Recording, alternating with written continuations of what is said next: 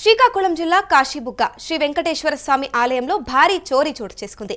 4 తులాల బంగారం, 11 కిలోల వెండి ఆభరణాలు అపహరణ జరిగింది. 3 హుండీలను దుండగులు కొల్లగొట్టారు.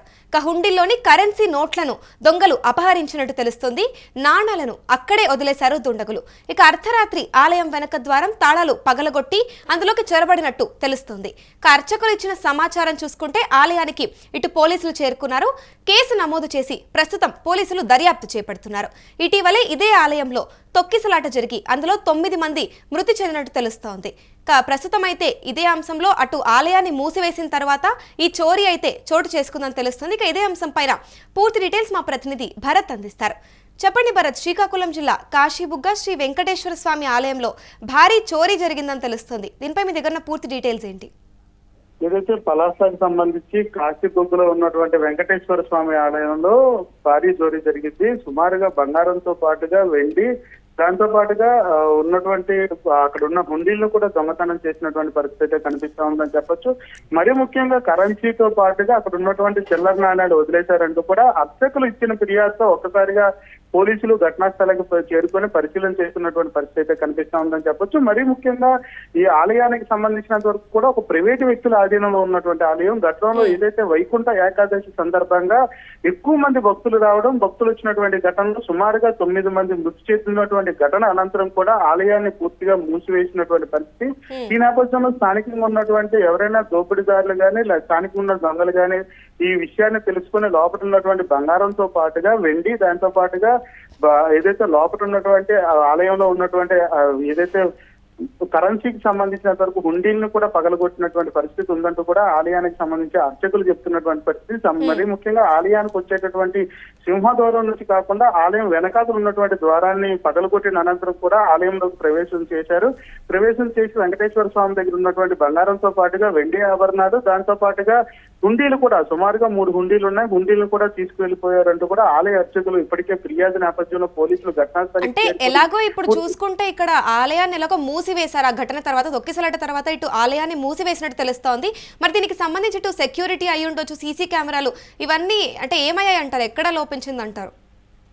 ఏదైతే తిరుపతి వెంకటేశ్వర స్వామి మీద అలిగి ఈ ఆలయ నిర్మాణం చేపట్టినటువంటి ఒక ప్రైవేటు వ్యక్తికి సంబంధించిన ఆలయం కావడం, అది కూడా పూర్తి స్థాయిలో నిర్మాణం జరగకపోయినటువంటి పరిస్థితి. 95% నిర్మాణం అనంతరం కూడాను ఏదైతే ఈ సంవత్సరం మే నెలలో ఓపెన్ చేద్దామంటూ కూడా ఆలయ నిర్వహణ ఎవరైతే ఉన్నారో నిర్వహణ ఎవరైతే ఉన్నారో వాళ్ళు చెప్పినటువంటి ఘటన. కానీ ఏదైతే వెంకటేశ్వర స్వామికి సంబంధించినంత వరకు అత్యంత పవిత్రంగా భావించేటటువంటి రోజు వైకుంఠ ఏకాదశి రోజు అయితే మాత్రం ఆలయానికి భక్తులు పోటెత్తడంతో పాటుగా అనూహ్యమైనటువంటి ఘటన, 9 మంది మృతి చెందినటువంటి ఘటనతో ఒక్కసారిగా ఆలయాన్ని మూసివేసినటువంటి ఘటన అయితే జరిగింది. అయితే ఈ ఆలయానికి సంబంధించినంత వరకు కూడాను సుమారుగా 5.5 ఎకరాలకు సంబంధించినంత వరకు ఆలయం ఉంటుంది.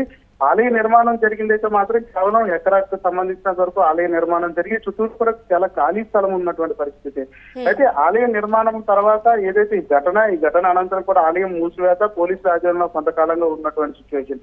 అయితే ఆలయం లోపల ఎంత బంగారం ఉంది, ఎంత ఆభరణాలు ఉన్నాయి, అదేవిధంగా హుండీని కూడా పూర్తిగా లెక్క పెట్టకుండానే ఆలయం మూసేసినటువంటి పరిస్థితులు ఇదంతా స్థానికంగా తెలుసుకొని ఈ ఘటనకు పాల్పడ్డారు. స్వామివారి ఆభరణాలతో పాటుగా బంగారం, అదేవిధంగా హుండీలను కూడా కొల్లగొట్టారంటూ కూడా ఆలయ నిర్వహణ అధికారులు చెప్తున్నటువంటి పరిస్థితి కనిపిస్తోంది. మరీ ముఖ్యంగా ఈ ఆలయం అంతా కూడాను ప్రైవేటు వ్యక్తుల ఆధీనంలో ఉన్నటువంటి పరిస్థితి. ఒక ప్రైవేటుకి సంబంధించినంత వరకు ఒరిస్సాకి చెందినటువంటి ఒక దాస్ అనేటటువంటి వ్యక్తి ఆధీనంలో ఉన్నటువంటి సిచ్యువేషన్ అయితే కనిపిస్తా ఉంది. ఆలయానికి సంబంధించినంత వరకు ఎటువంటి సీసీ కెమెరాలు కానీ ఆలయానికి సంబంధించినంత వరకు నిర్వహణ బాధ్యతలు కూడా పూర్తిగా ఇంకా బయటికి రాలేనటువంటి పరిస్థితులు. కేవలం ఆలయం 95% నిర్మాణం అనంతరం భక్తులకి దర్శనం కల్పిస్తున్నటువంటి పరిస్థితుల్లో అనూహ్యంగా ఒక విషాద ఘటన జరిగినటువంటి నేపథ్యంలో పూర్తిగా మూసేసినటువంటి పరిస్థితి. ఈ నేపథ్యంలో లోపల ఎటువంటి సీసీ కెమెరాలు కానీ, అదేవిధంగా ఆలయానికి వచ్చేటటువంటి మార్గాల్లో ఉండేటటువంటి సీసీ కెమెరాలు కానీ, ఆలయ పరిసరాలు అంతా కూడా చాలా ఖాళీగా ఉండేటటువంటి పరిస్థితి. ఈ నేపథ్యంలో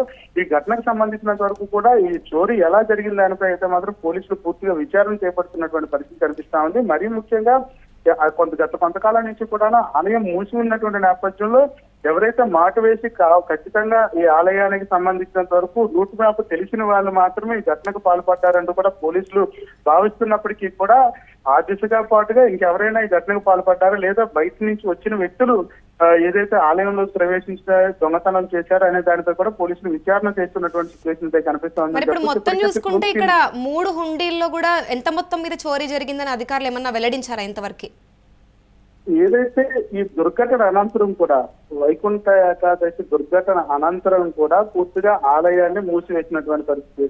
అసలు ఆ హుండీలో ఎంత కరెన్సీ ఉందనే దానిపై కూడా భక్తులు ఎంత ఇస్తారనే దానిపై కూడా ఒక క్లారిటీ లేనటువంటి పరిస్థితి. కేవలం బంగారు ఆభరణాలు దాంతో పాటుగా వెండి ఆభరణాలు తాను తయారు చేసి స్వామివారికి అర్పించడం మాత్రమే ఆయన చెప్తున్నటువంటి పరిస్థితి. ఆలయ హుండీలో ఉన్నటువంటి నాణ్యాలను వదిలేసి కరెన్సీ తీసుకెళ్లిపోయినటువంటి దుస్థితి. ఈ నేపథ్యంలో 3 హుండీల్లో ఎంత ఉన్నది అనే దానిపై కూడా పూర్తి క్లారిటీ లేనటువంటి సిచ్యువేషన్. ఖచ్చితంగా ఆలయ పరిసర ప్రాంతాల్లో ఉండేటటువంటి గ్రామాల్లో ఉండేటటువంటి వాళ్ళు కానీ లేదా ఆలయం కోసం పూర్తిగా తెలిసిన వాళ్ళు కానీ లేదా చుట్టుపక్కల గ్రామాల్లో ఎవరైనా మాట వేసి చేశారనే దానిపై కూడా పోలీసులు విచారణ చేస్తున్నటువంటి సిచ్యువేషన్ కొనసాగుతుంది. మరీ ముఖ్యంగా క్రూస్ టీమ్ ని కూడా రంగంలోకి దించారు.